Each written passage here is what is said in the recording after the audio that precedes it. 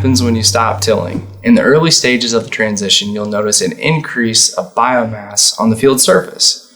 This residue increase may last for 2 to 4 years, sometimes longer, depending on your local climatic conditions. This is because the soil's microbiome is adjusting and resources are being reallocated. With tillage, a lot of residue got buried previously, so the slow decomposition from a degraded microbiome wasn't as noticeable. A shift from a bacterially dominated soil microbial population to a more balanced fungal and bacterial population is occurring. This temporary increase in residue can also alter the carbon to nitrogen ratio of your fields. High carbon to nitrogen residue tilled into the soil will immobilize nitrogen and prevent plants from meeting their nutritional needs. In this course, we will dig into creating a plan for managing this residue and the change it makes to the carbon to nitrogen ratio of your field. As mentioned earlier, we recommend starting with no-till with soybeans or wheat if possible, and waiting 2 years or so before moving into no-till with corn, since corn tends to be more sensitive to carbon to nitrogen ratios. This will make it easier to keep the carbon to nitrogen ratio at optimal levels. However, there are also other ways to manage the increased biomass and shift in carbon to nitrogen while still successfully growing corn. Our next recommendation is to adjust nitrogen fertilizer application timing and apply more fertilizer at planting time. This will maximize nitrogen availability for plants and microbes. When applying fertilizer, aim to put as much near the crop as possible. This will increase availability while allowing residues between rows to remain as in-season nutrient sources for both microbes and crops. You can also add cover crops with low carbon to nitrogen ratios like legumes and brassicas. With their low C to N ratios, they'll increase rates of mineralization and quickly contribute nitrogen to growing plants. You can learn lots more about cover crops in our course on that subject. Biological inoculants are another way to help break down residue. Although they have drawbacks, namely the cost and another pass across the field, as well as depriving soil biology of food to last throughout the year, bacterial inoculants will help decompose simple compounds in plant residue like sugars, starches, as well as proteins and some cellulose.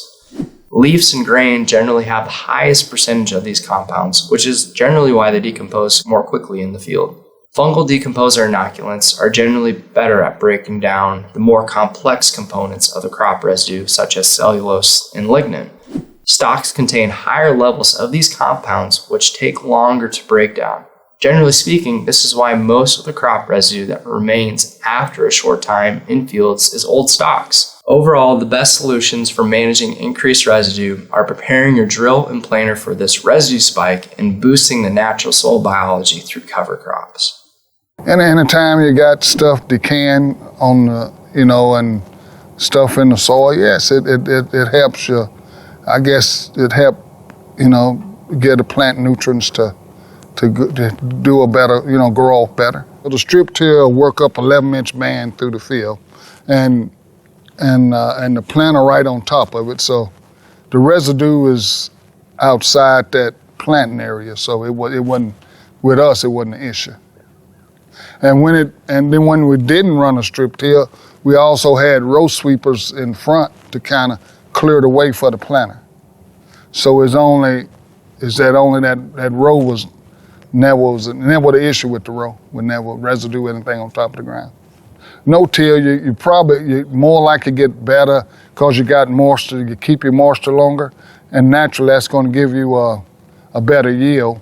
And also, and then you add the strip till on that, it was a saving of the fertilizer. And where to getting used to being conventional till and going to strip till, that helps you to kind of get to no till, because you got that, you're still getting a little tillage just in that small area where the row at. So, but it all improved the yields because the residue on top of the ground helped the soil to hold the moisture a lot longer. Understanding the importance of soil health is really important.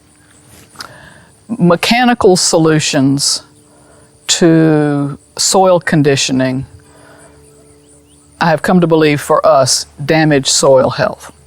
And so understanding that prioritizing soil health is, although difficult and operationally troublesome in a lot of ways, sort of a higher purpose around designing our farming systems. So that's been sort of a big learning. Now, how we can do that and still practically raise a crop, and when and how we can do that in our crop rotation, because there's certain instances where the subsequent crop is harvested late in the fall and the next crop is planned to be planted early. That would be typical of a double crop wheat soybean rotation coming off the field and harvested November, and then the subsequent crop, for reasons it's a good rotation pattern to go into corn the next year.